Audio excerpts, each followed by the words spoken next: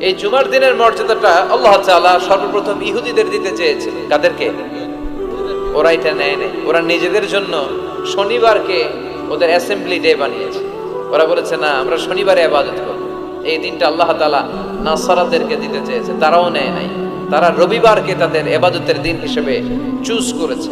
অবশেষে আল্লাহ তাআলা আমাদেরকে এই দিনটা দিতে চাইলেন, আমরা কোনো কথা ছাড়াই গ্রহণ করলাম আর ধন্য হয়ে গেলাম।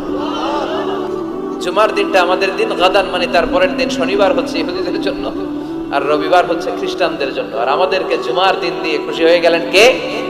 আবার বিশ্বনবী বললেন, জুমার দিনটা এমন দিন, এই দিনে আল্লাহর পক্ষ থেকে বিশেষ ফেরেশতারা মসজিদের সবগুলো দরজার মধ্যে দাঁড়িয়ে যায় এবং জুমার নামাজের আগ দিয়ে খতিব সাহেব আসার আগ পর্যন্ত লিখতে বসে যায়। কে কে মসজিদে ঢুকে নামগুলো তারা কাউন্ট করে, এন্ট্রি করে। সর্বপ্রথম জুমার সালাত আদায়ের জন্য যে মসজিদে ঢুকে